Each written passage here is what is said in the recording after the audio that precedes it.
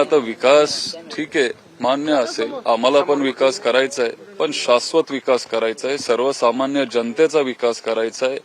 जी सामान्य गरजू गोरगरीब जी जनता आहे 99% ते आहेत आणि त्यांच्यासाठी आम्हाला शाश्वत विकास करायचा आहे. बेसिक सुविधा जे त्यांना मिळत नाहीयेत ते सुविधा आम्ही त्यांना मिळवून देणार आहे. त्यांच्यासाठी दिवस रात्र आम्ही झटत राहणार आणि सगळ्या बारामतीकरांसाठी आम्ही काम करत राहणार.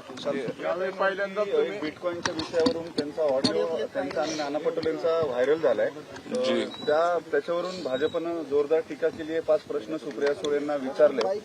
काय तुमची भूमिका आहे? त्यांनी डिनाय केलंय की तो आवाज नाही, तर त्यांचं नाहीये ते. मी खरं तर ती ऑडिओ क्लिप मी ऐकलीच नाहीये. माझी पहिलीच निवडणूक आहे, त्याच्यामुळं भरपूर एक फोटो घेऊ ना त्यांना सांगा.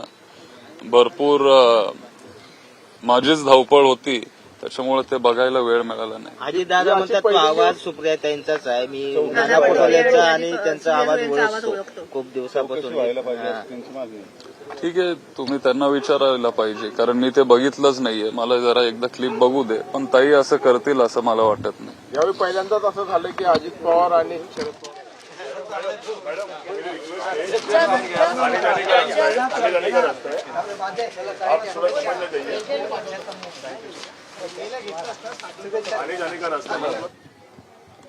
सगळे दरवेळेला असतात, त्याच्यात काही वेगळं नाहीये. आणि पवार साहेबांनी एकच दिवस दिलेला, जास्त वेळ म्हणजे जर देऊ शकले असते तर बरं झालं असतं आमच्यासाठी पण त्यांना शेवटी महाराष्ट्राची जबाबदारी आहे. बाकीकडे पण उमेदवार आहेत. पवार साहेबांनी एक दिवस दिला, तो आमच्यासाठी खूप जास्त वेळ आहे. त्यांनी एवढा वेळ एक दिवस पण कधीच ह्याच्या आधी इथं प्रचारासाठी दिला नव्हता. तो माझ्यासाठी दिला.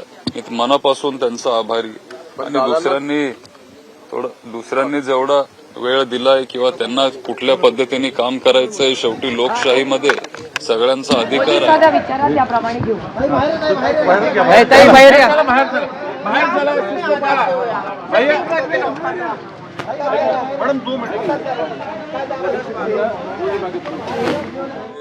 वो सब कष्ट हम सब ने लिए.